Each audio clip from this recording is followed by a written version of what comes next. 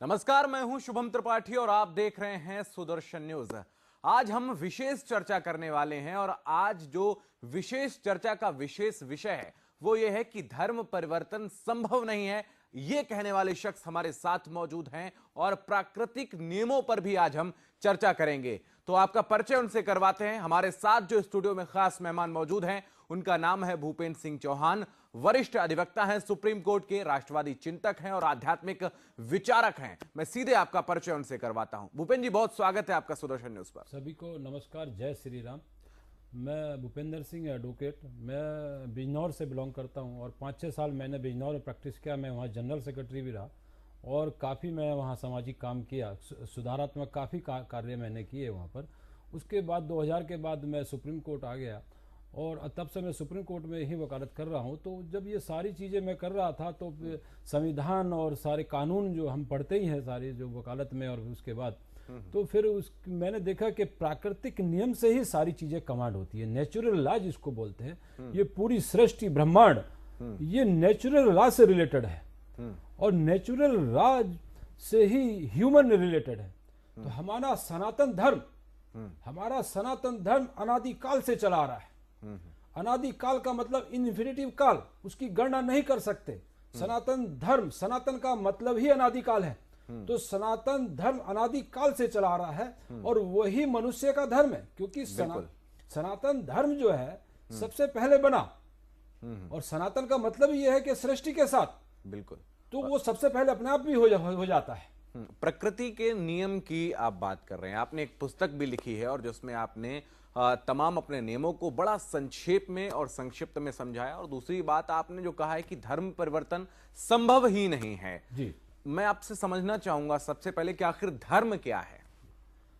धर्म मैं थोड़ा सा पीछे से लेके चलूंगा कि सनातन धर्म, सनातन का मतलब जब से सृष्टि चली आ रही है अनादिकाल, तो वही उसका धर्म है। अर्थात जिन नियमों से सृष्टि बनी, जिन नियमों से सृष्टि का संचालन होता है, उस संचालन को धर्म बोलते हैं। यानी कि सृष्टि को संचालन करने वाले नियम धर्म कहलाते हैं, जो संस्कृत का शब्द है और धर्म से लिया गया है। उसका अर्थ ही संचालन करना है, धारण करने योग्य नियमों का संचालन करना।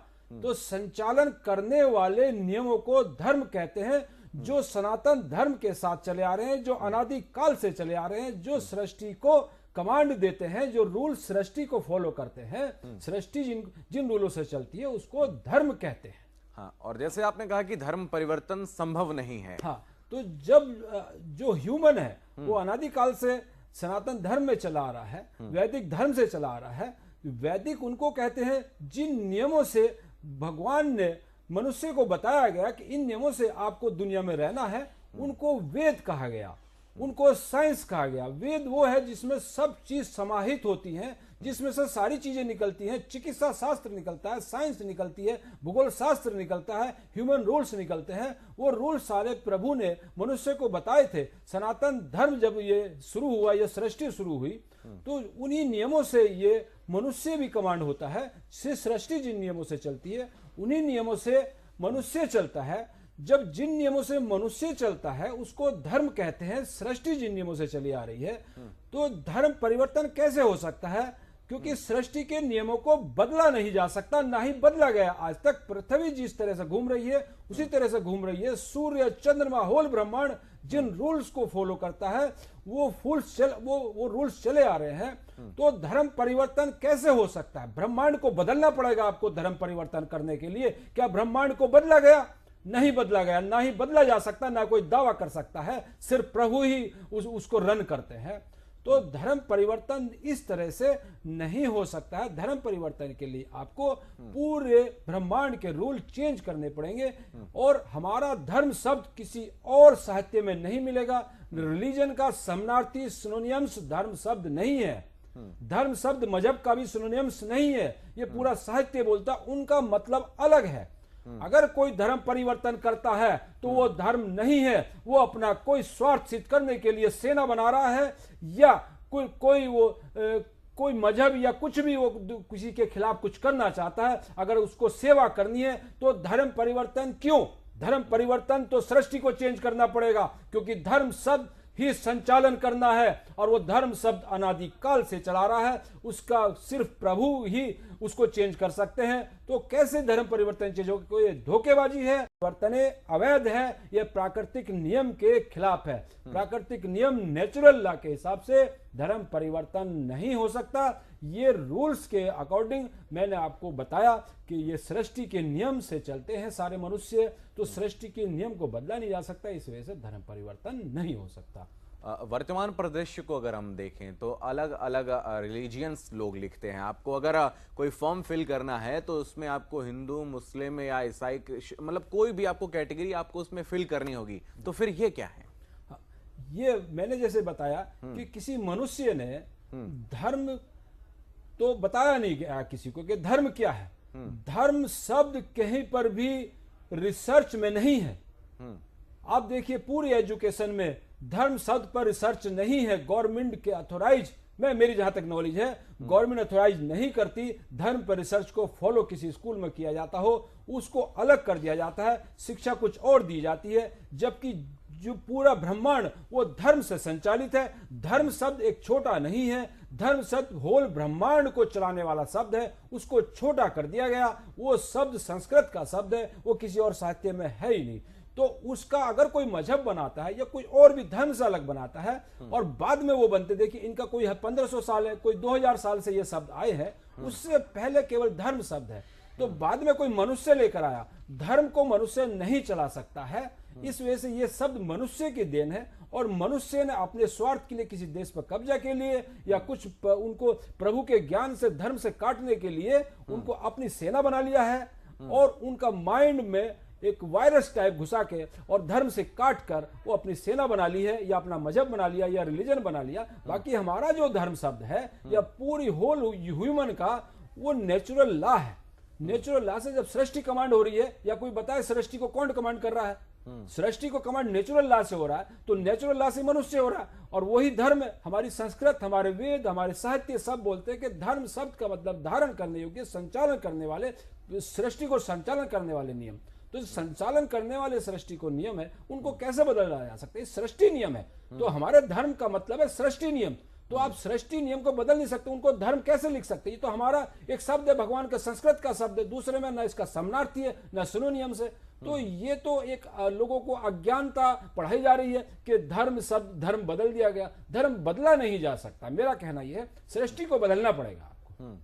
आपने जो पुस्तक लिखी है और उसका वृहद स्तर पर आपने उसको लोगों को भी बांटा है उस किताब को, और लोग पढ़ते हैं और आपके बारे में अलग अलग तरीके की बातें भी होती हैं। क्या संदेश आप उस पुस्तक के द्वारा लोगों तक पहुंचाना चाहते थे, और क्या आपको लगता है कि जो आपने पुस्तक लिखी है उसके द्वारा आप वो सही संदेश लोगों तक पहुंचाने में कामयाब हुए हैं? हाँ, मैंने जो पुस्तक लिखी है वो बहुत संक्षिप्त में लिखी है और संक्षिप्त में 5000 ईयर का एनालिसिस मैंने दिया है। अगर आप पीछे 5000 ईयर का एनालिसिस में जाएंगे, 5000 ईयर्स बैक की बात करेंगे, आज इंटरनेट है, आज इंटरनेट की दुनिया है।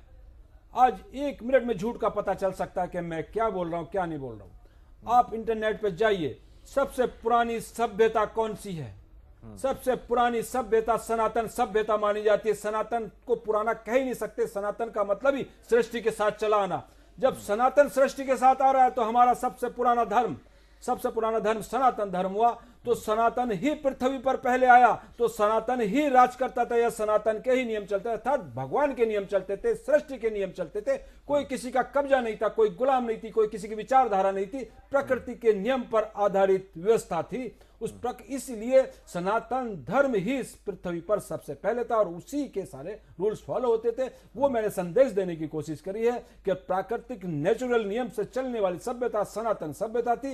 ये पुस्तक का मेरा ये संदेश है। और उसको बीच में जब लोगों में ज्ञान की कमी की गई और कुछ राक्षस प्रवृत्ति के लोग आए, उन्होंने ज्ञान की कमी की, तो उस नेचुरल लॉ को हटाकर अपने लाथों पे अपनी पुस्तकें बनाई और लोगों को बताया कि ये ऐसे आई कि बुक्स या ये नेचुरल लॉ से हटाया गया। उन पुस्तकों को लाकर भगवान से काटा गया। नेचुरल लॉ से काटने का मतलब भगवान के नियमों से लोगों को अलग करना। वो अलग करने के बाद इन लोगों ने अपने मजहब या धर्म जो जिनको कहते हैं या रिलीजन वो चलाए, नहीं तो आज पूरा इंटरनेट पे आप देख लीजिए उनकी डेट निश्चित है, लेकिन सनातन धर्म की डेट निश्चित नहीं है। किसी भी शास्त्र में आज दुनिया चांद पर पहुंच रही है, हमारे सनातन धर्म की डेट निश्चित बताए कोई? हमारी सनातन धर्म की डेट जब से पृथ्वी, जब से सूरज चांद बने, जब से ये सृष्टि बनी, तब से सनातन का मतलब ये है सृष्टि के साथ चले आने वाले नियम। आपने जो पुस्तक लिखी उसके मैं मुख्य पृष्ठ को देख रहा था और उसका जो आपने आवरण चुना है उस पर आपने दिखाया है कि पूरे विश्व के मानचित्र पर आपने सनातन ध्वज को दिखाया है और उसके बाद वो संकुचित होता चला है और सिर्फ भारत तक रह गया है। इससे आपने क्या दर्शाने की कोशिश की? इससे देखिए, मैंने जैसे बताया कि सनातन धर्म सृष्टि के साथ चलने वाला धर्म, सृष्टि के साथ जब सृष्टि के साथ चलने वाला धर्म, फिर एक हमारा स्लोगन है, वो पूरी दुनिया जानती है, वसुधैव कुटुंब।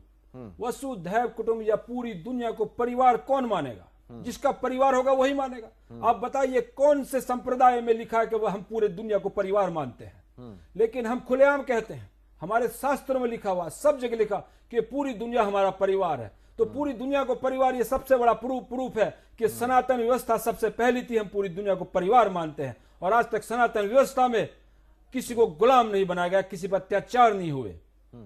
न्याय की व्यवस्था, नेचुरली जो जस्टिस होता है, नेचुरली जस्टिस लोगों को दिया गया। विक्रमादित्य हमारे हुए हैं, हमारे विक्रमादित्य के बारे में पढ़ाया नहीं जाता कि महान न्यायाधीश हुए हैं जो शासन पर बैठते ही सारे न्याय बहुत जल्दी निपटा देते। आज तक दुनिया में ऐसा कोई न्यायाधीश नहीं हुआ। तो ये नेचुरल लॉ पर आधारित था, तभी वो तुरंत निर्णय कर देते थे। वो शिक्षा को खत्म कर दिया गया, उस नेचुरल लॉ को हटा दिया गया और अपनी शिक्षा पद्धति थोप दी गई और लोगों को शिक्षा सही नहीं मिल रही, नेचुरल लॉ को कोई नहीं पढ़ा रहा। शिक्षा पद्धति की आपने बात की है। शिक्षा पद्धति, वैदिक शिक्षा पद्धति अपने आप में गुरुकुल हुआ करते थे और उनको उसी के आधार पर शिक्षा दी जाती थी। लेकिन अगर हम बात करें वर्तमान में, जब लॉर्ड मैकाले की जो शिक्षा पद्धति आई है और मैकाले शिक्षा पद्धति जब से भारत में शुरू हो गई है, उसके बाद से कहीं ना कहीं जो लोगों का विकास है वो रुका, बच्चों का विकास है वो रुक गया और पश्चिमी सभ्यता के तरफ भारत के लोग ज्यादा आकर्षित हो रहे हैं। उस आकर्षण से क्या कुछ नुकसान भारत के लोगों को हुआ है? क्या आप ऐसा मानते हैं? हाँ, वो नुकसान हुआ है क्योंकि लोगों को मशीन बनाने के लिए वो शिक्षा दी जा रही है। आप देखिए, बड़ी बड़ी महंगी गाड़ी आ रही है, मर्सिडीज और कई कई करोड़ की गाड़ी आ रही है। तो किसका विकास हुआ? मनुष्य का। तो ये मनुष्य का नहीं, वो मशीन का विकास हुआ। आप किसी मनुष्य से कहिए क्या 10 किलोमीटर दौड़ सकता है? लेकिन तो गाड़ी दौड़ सकती है। तो मनुष्य का विकास रोककर मशीनों का विकास किया गया, क्योंकि हिंदुस्तान सनातन धर्म में मनुष्य का विकास किया जाता था। मैं एक आपके सामने एग्जाम्पल हमारे हनुमान का देना चाहता हूं। हनुमान जी हमारे अपना डेवलपमेंट उनका था, वो सीधे अपने शरीर के द्वारा इतनी शक्ति प्राप्त थी कि वो सीधे ही सूरज पर जा सकते थे, चांद पर जा सकते थे। क्योंकि उस समय हमारा सनातन धर्म, वैदिक संस्कृति मनुष्य का विकास करती थी, मशीन का विकास नहीं करती थी। जो अंग्रेजी सिस्टम आया उसने मशीन का विकास किया और मनुष्य का विकास रोक दिया गया और मनुष्य का विकास रोक के उसके दिमाग को अपने कंट्रोल में कर लिया गया। जब 1857 की क्रांति हमारी सफल हो गई, तो 1857 की क्रांति के बाद लॉर्ड मैकाले का एजुकेशन सिस्टम आया। लॉर्ड मैकाले का एजुकेशन सिस्टम, इंग्लैंड में 2 महीने तक रिसर्च किया गया कि भारत पर हम शासन नहीं कर पा रहे, बार बार विद्रोह हो रहा है और हम वहां शासन नहीं कर सकते, क्योंकि वहां का बच्चा बच्चा वैज्ञानिक है, वहां का बच्चा बच्चा अध्यात्म जानता है, भगवान क्या होता है, नेचुरल लॉ सब कुछ जानता है। तब उन्होंने शिक्षा पद्धति 1857 की क्रांति द्वारा भारत में ना हो, तब वो शिक्षा पद्धति अपने लेकर आए और उस शिक्षा पद्धति से हमारा जो ज्ञान था वो समाप्त कर दिया गया। और इसका सबसे बड़ा उदाहरण है, जो भी आक्रमणकारी आए उन्होंने हमारी शिक्षा पद्धति, हमारे स्कूलों को, हमारे गुरुकुलों को जलाया गया, क्योंकि वो जानते थे कि अगर ये गुरुकुल चलते रहे तो भारत को कभी गुलाम नहीं बनाया जा सकता, क्योंकि वो नेचुरल लॉ पर आधारित नॉलेज थी।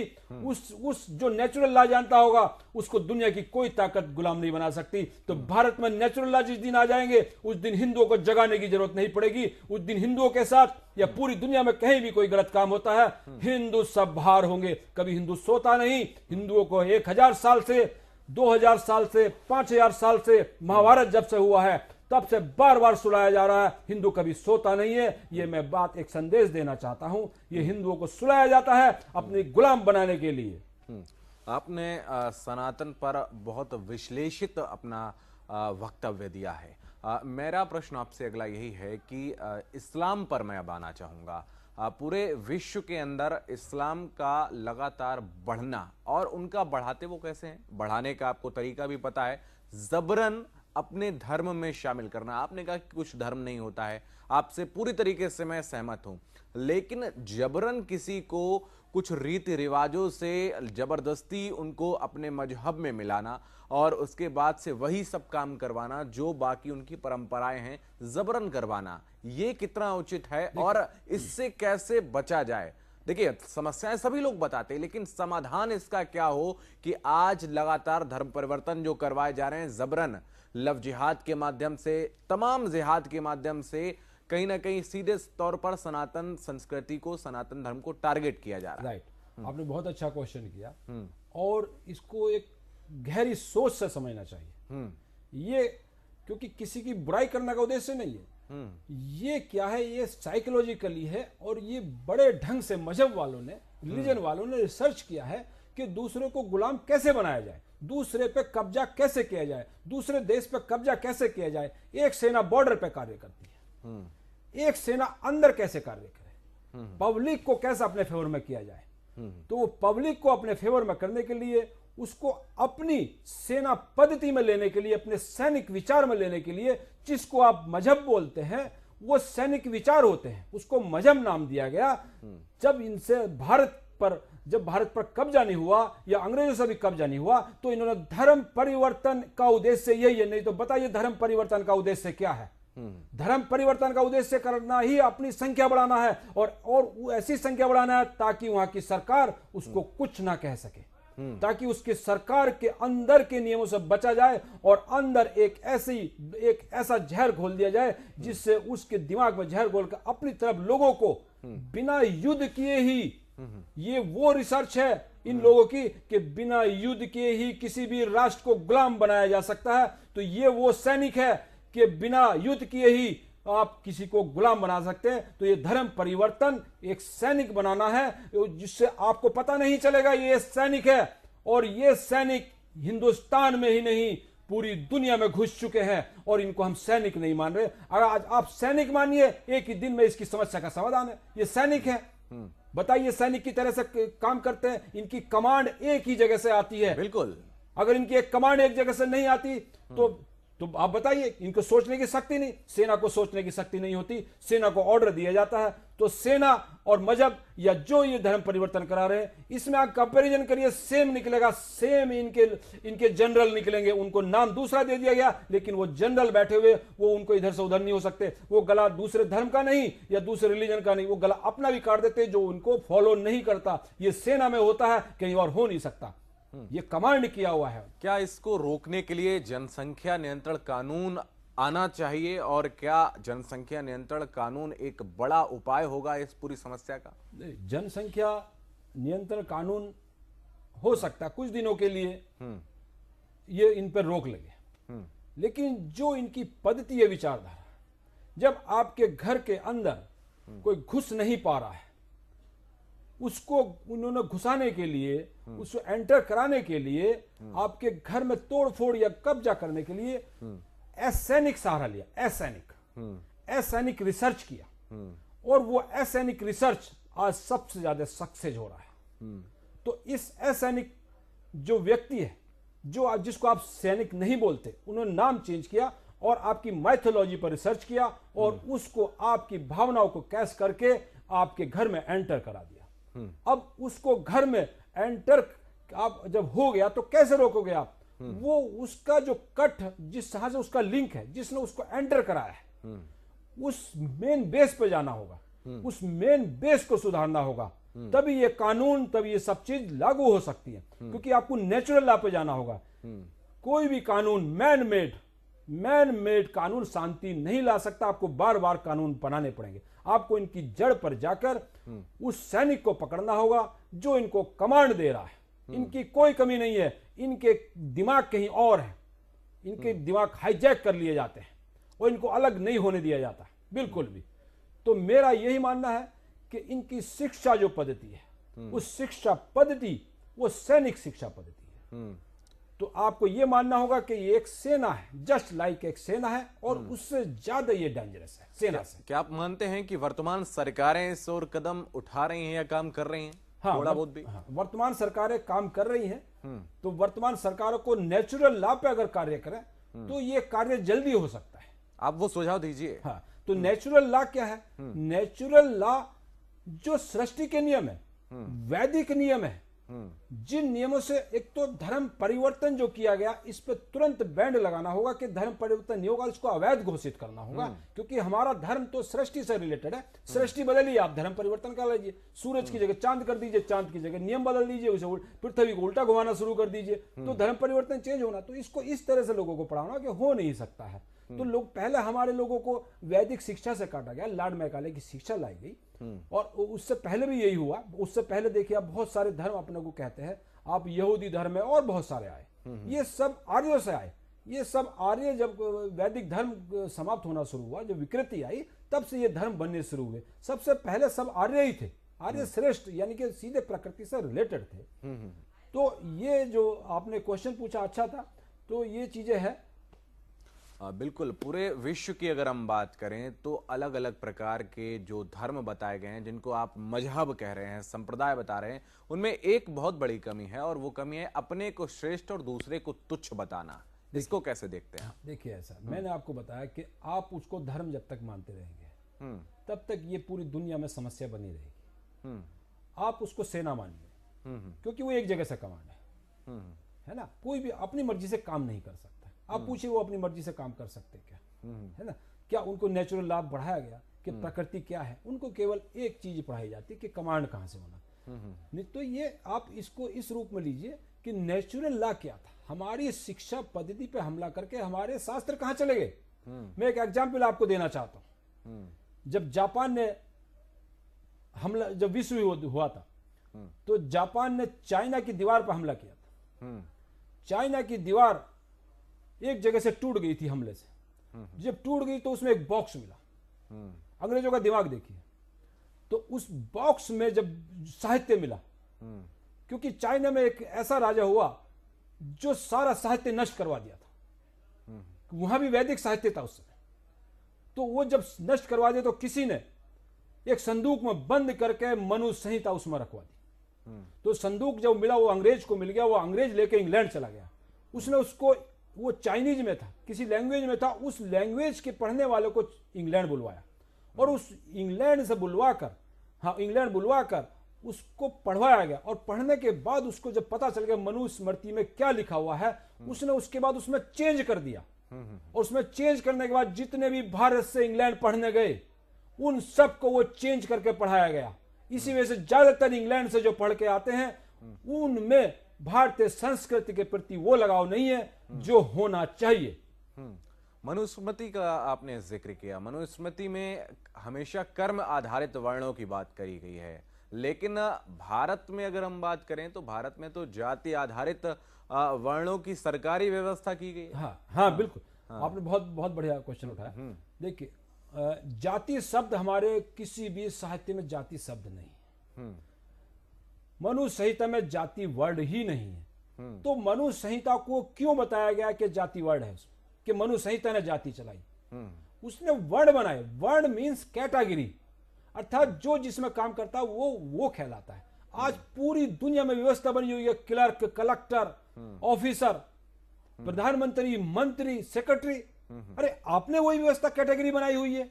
बिल्कुल है। और उसको वो नेचुरल लॉ पे आधारित व्यवस्था को हटाकर, जहां पर कर्मों के आधार पर था, कोई जाति शब्द उसमें नहीं है, उसको टारगेट करके भारत को कमजोर करने का काम किया गया। उसका जाति व्यवस्था से कोई लेना देना नहीं है मनुस्मृति का।